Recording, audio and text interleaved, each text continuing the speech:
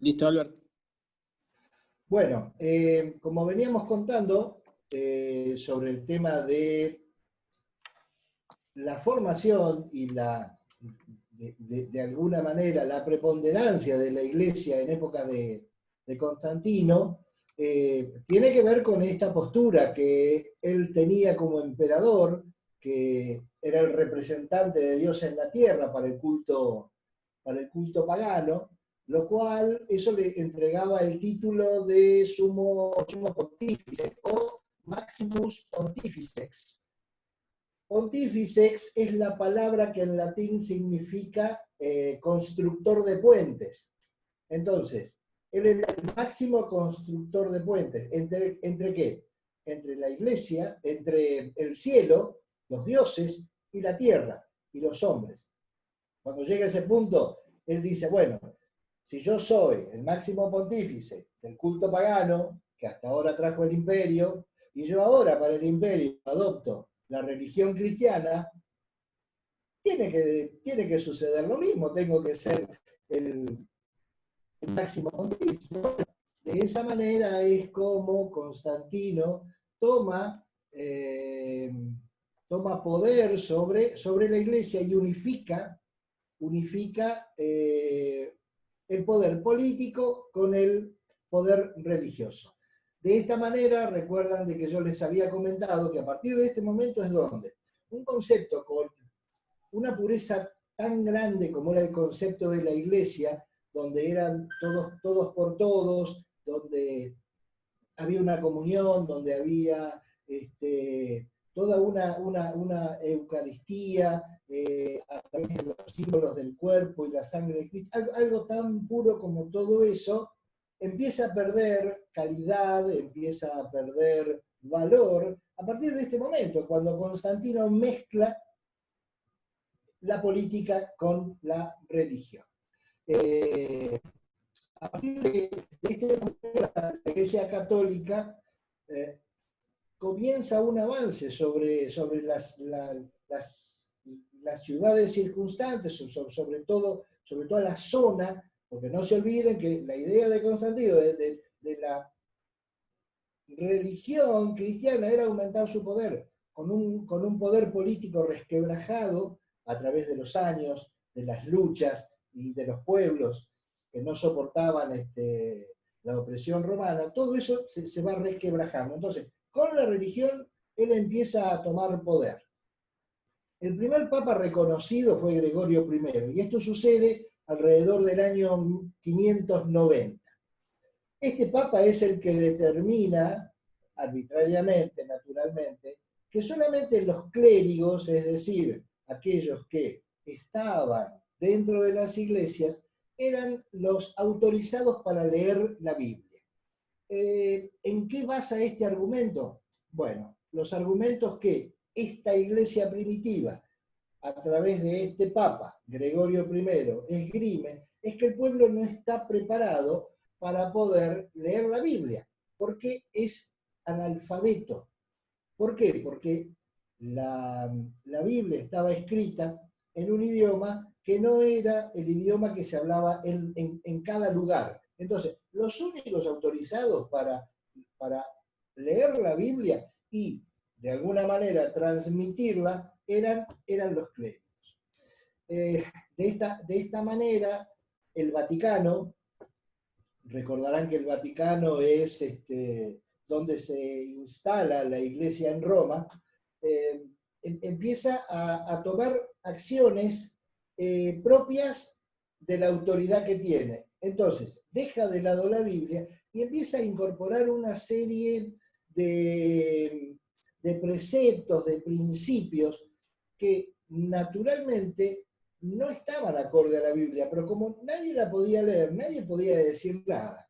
De esta manera, en ese año, en esos años, en la tiara del Papa, es decir, donde el gorrito ese que tiene, le incorporan la frase vicarius del filium, lo que significa representante o quien está en lugar ¿de quién? Del Hijo de Dios.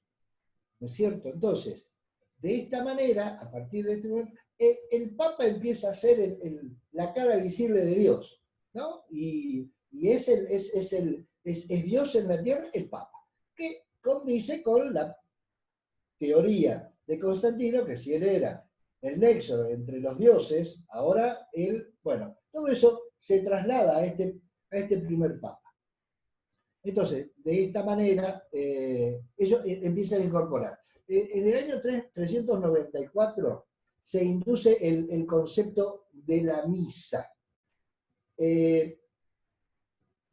La misa no es una reunión como la que nosotros tenemos. Es decir, cuando en la actualidad la Iglesia Católica celebra misa, católica apostólica romana, celebra misa, no es lo mismo que hacemos nosotros cuando nosotros celebramos un culto, ¿no es cierto? El significado de la misa tampoco es la Eucaristía, es decir, no es la cena que nosotros celebramos, no. Eso para la Iglesia Católica Apostólica Romana es la comunión. La misa es un rito que ha establecido la Iglesia Católica, en la cual, de acuerdo al Segundo Concilio de Trento, es la repetición del sacrificio de Cristo por los vivos y por los muertos. O sea, la Iglesia actual dice que cada vez que ellos celebran misa, se está ejecutando el sacrificio de Cristo en la cruz por los vivos y por los muertos. Ahora bien, esto va en contra de la Biblia. ¿Por qué? En el libro de Levítico, nosotros sabemos de que el sumo sacerdote era ¿quién? Una vez por año. En el día de Yom Kippur, para la religión hebrea, el sumo sacerdote realizaba el sacrificio que por sangre lavaba todos los pecados del pueblo hebreo. Cuando viene Jesús representa ese cordero que se sacrificaba por los pecados del mundo. Pero una sola vez se hizo y fue suficiente. A partir del momento que Cristo muere en la cruz, ya no hay que hacer más sacrificios. Ahora bien, la Iglesia Católica dice de que la misa es la no recreación, no la celebración, sino que es el acto de sacrificio de Cristo. Y eso no va acorde a lo que dice la palabra. Ahora bien, la misa es un acto muy importante de la religión porque es la renovación y perpetuación del sacrificio de Cristo en la cruz. Eso dice la Iglesia Católica hoy. Por eso, para los católicos es el acto más sublime y se celebra cada día de acuerdo a los diagramas que ellos tienen. Bien, en el año 475 se introduce la adoración de los santos como intercesores, en los cuales se incluye a Jesús y se incluye a María, ¿sí? Para ser tenidas y mantenidas y brindarle la adoración merecida de acuerdo a lo establecido en el Concilio de Trento del año 1559 a 63, donde 4 años estuvieron deliberando en la ciudad de Trento para establecer un montón de cosas. Esta, por ejemplo, ¿no es cierto? De que se podían adorar imágenes. 10 años después, en el año 485, se introduce el celibato. El celibato, de acuerdo a la interpretación de la iglesia de ese tiempo, equivocan el concepto de Pablo en 1 Corintios 7, 8 y 9, donde él dice que si pueden quedarse como él, Pablo era viudo, si pueden quedarse como él, mejor para poder brindar mayor tiempo, para poder brindar mayor calidad a la prédica del Evangelio y también a las actividades que tenía que ver con la iglesia. Ustedes recordarán de que una comunidad cristiana se establecía con los feligreses, de ahí se elegían diáconos, se elegían quienes impartían palabra, quienes eran los ancianos. Bueno, a todo lo que sería la clase dirigente, Pablo le dice, si pueden, quédense como yo, para dedicar todo el tiempo y toda la calidad de vida a la gente para poder brindarle todo lo que necesiten. Pero, si no pueden mantenerse como yo, mejor cásense, porque es mejor casado que quemado. Cuando Pablo lanza esta frase, dice, muchachos, traten de vivir una vida en santidad, pero si no pueden hacerlo, cásense, y entonces así no pecan. Bueno, este concepto que Pablo vierte, de alguna manera es tergiversado por la iglesia de ese momento, diciendo de que quienes estaban dentro del esquema religioso, era importante que no se casaran, ¿no es cierto? En el capítulo 3 de Timoteo, Pablo le dice de que los maridos sean, que los obispos sean maridos de una sola mujer. Entonces, toman una parte, pero desoyen otra. Y entonces, en ese momento, el sexo para la iglesia, que venía de ser un regalo de Dios para los hombres, bueno, ahora es pecado.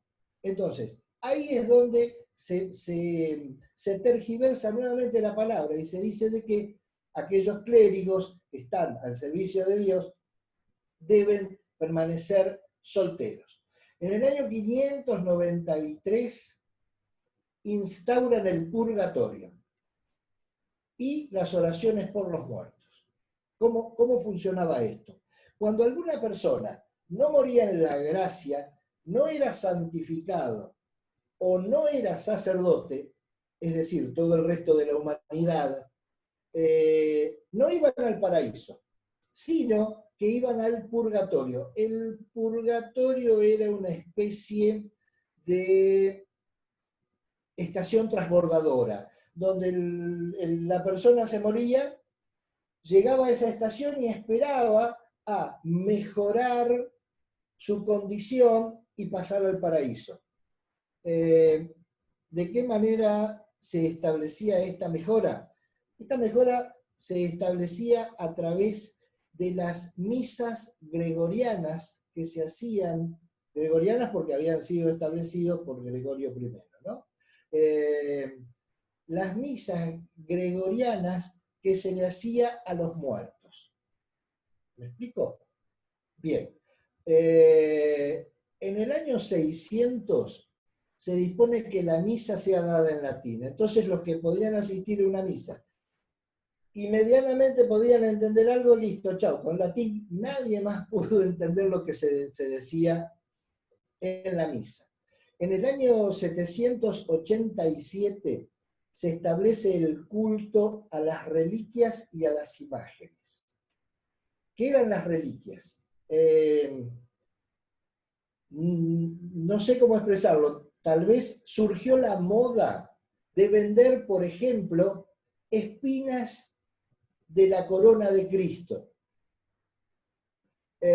astillas de la cruz donde fue crucificado Cristo, con fines recaudatorios. Y, por otro lado, era mentira, porque no existían tales astillas originales de la cruz de Cristo. Porque donde Jesús fue crucificado, yo estimo, y esto es una apreciación personal, era una cruz que había sido utilizada para otros, y que después de Jesús, que con su muerte, después pasa y la usaron. Entonces, era totalmente, pero se hacía con fines recaudatorios. En el año 850 se introduce el concepto de agua bendita. Establecen de que para bautizar había que bautizar con agua bendita. El agua bendita que se utilizaba en la pira bautismal no era ni más ni menos que agua que un sacerdote, un clérigo, la bendecía, ¿no es cierto? ¿Por qué era importante? Bueno, porque para la iglesia de esa época el agua representaba el Espíritu Santo, cosa que tampoco corresponde a lo que dice la palabra, porque la palabra dice, ustedes recordarán, en el libro de Mateo, cuando Juan el Bautista habla, dice, porque yo bautizo con agua para arrepentimiento. Entonces, no es el Espíritu Santo el agua. Para nosotros, el Espíritu Santo está representado por el aceite. El aceite es lo que representa. ¿No es cierto? Bueno, en el año 850 la iglesia establece eso para el agua bendita. Y el agua bendita se utiliza para todo. Cuando entraban a la iglesia tomaban el agua bendita, cuando el cura hacía la misa sacudía con agua bendita. Bueno, para eso era que el agua bendita. En el año 1100, ¿recuerdan que hablamos del purgatorio? Que había que hacer misas gregorianas. Bueno, en el año 1100 había que pagar por las misas gregorianas, indudablemente con fines recaudatorios. Entonces, un nuevo paso de la iglesia de ese tiempo. En el año 1190 se empiezan a vender indulgencias. ¿Qué eran las indulgencias? Eran escritos donde se aseguraba, a cambio de dinero, naturalmente, la posibilidad de acceder al paraíso, de acceder al cielo eterno, a la presencia del Señor, mediante el pago de sumas ya establecidas. En un primer momento se desarrolló la venta, por así decirlo, libre de estas indulgencias a quien pudiera pagarlas. Pero después la iglesia observó que había cosas que los reyes no hacían mal, no hacían bien, acorde a su criterio, entonces ellos los llamaban y decían, mire, lo que usted hizo no es correcto, así que va a tener que pagar una indulgencia. Y entonces así presionaban para poder recaudar. En el año 1215, la iglesia establece la transubstanciación. Esta palabra larga y difícil, lo que significa es que, a ver si puedo explicarlo claramente, porque es un poco complejo entender el razonamiento que la iglesia estableció para este principio.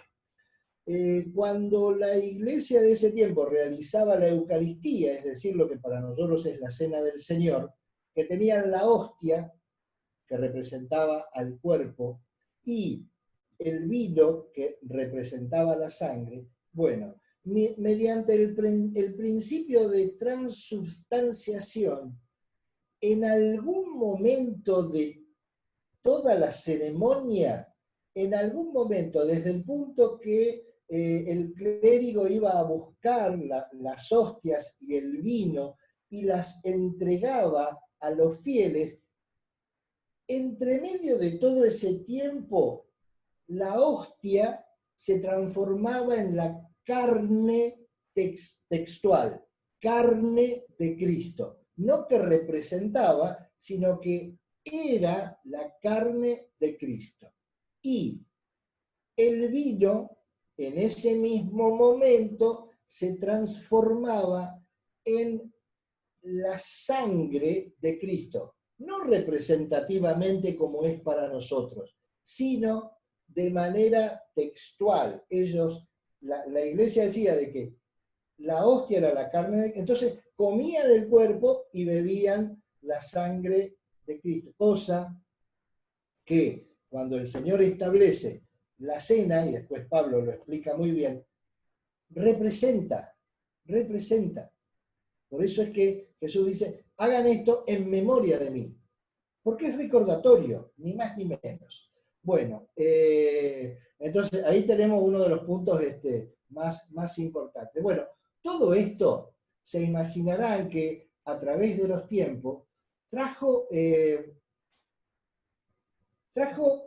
a ciertos clérigos, que en rigor de verdad la historia reconoce a cuatro que son los más importantes, trajo en cada uno de estos cuatro, y seguramente en otros, pero los que han trascendido son estos, una cierta rebelión y un cierto rechazo a toda esta, permítame decirlo, política o manera de actuar de esta iglesia de ese tiempo en relación al entorno. A la iglesia, dicho en sencillas palabras, lo único que deseaba era poder tener control sobre reyes, sobre soberanos, cobrarles bulas, cobrarles indulgencia, todo aquello que la iglesia podía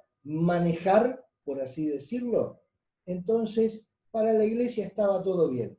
De alguna manera se estaba o se había afianzado el principio de Constantino.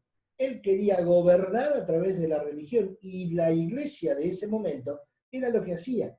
Ponía reyes, sacaba reyes, arreglaba casamientos, sugería alianzas, y de esa manera manejaba el mundo conocido de ese momento. Como comentario agregado, podemos decir de que cuando Colón descubre las tierras de América, el Vaticano emite la Bula de Castilla, donde dice que esas tierras le pertenecen solamente a España y que deberán rendir tributo al Vaticano y que deberán profesar la religión. Y entonces, es decir, la iglesia manejaba absolutamente todo, en lo político y en lo religioso. Pero fundamentalmente el dominio de la iglesia de ese tiempo era político y económico, ¿no es cierto?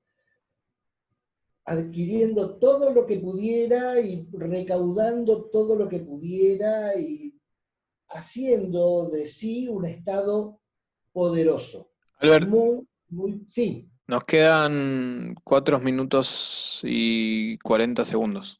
Y 4 minutos de infracción. Bueno, entonces, estos 4 minutos lo vamos a dedicar a nombrar a los cuatro clérigos más importantes que les llamó la atención toda esta actividad de la iglesia. El primero fue Juan Wycliffe, inglés. El segundo fue John Huss, bohemio, bohemio de la región de Bohemia, lo que hoy sería Checoslovaquia, para ser exactos. Después viene Calvino, y después, primero Lutero y después Calvino. Esos son los cuatro que de alguna manera se rebelan contra esta política, cada uno en su tiempo, cada uno emitió algo que le sirvió al que vino para establecer nuevas políticas. No sé si tal vez haya alguien que quiera hacer alguna consulta. ¿Vos qué decís?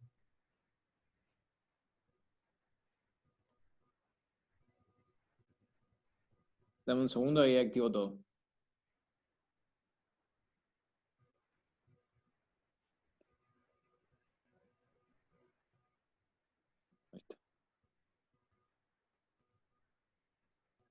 Preguntaba si había alguno que quisiera hacer alguna consulta, alguna pregunta, algo que no les haya quedado del todo claro.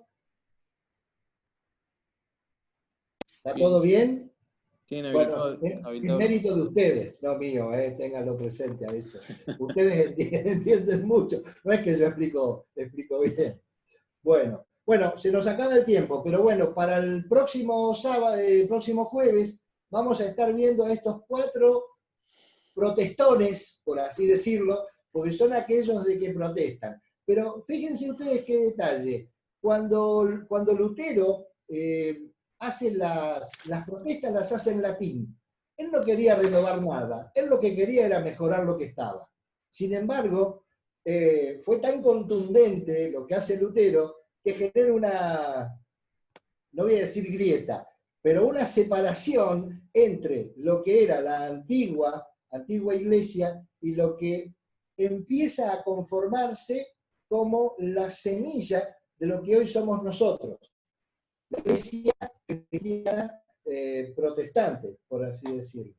Y bueno, todo esto es gracias al pensamiento de estos 4 clérigos, porque en rigor de verdad eran todos, todos monjes o curas, que eran los únicos que podían constatar la verdad de Dios a través de la palabra contra las acciones de una iglesia que tenía otros fines.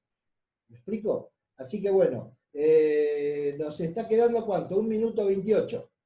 Bueno, yo no sé si les comentamos con Ezequiel al término de estas charlas, vamos a otorgar un certificado de asistencia para que lo guarden, para que lo tengan, y vamos a ver las entregas de, bueno, los libros que yo estoy haciendo para poder llevar adelante las charlas y también el libro, una versión, la última versión de un escritor alemán que hizo todo un desarrollo donde naturalmente está mucho más completo, muchísimo más completo.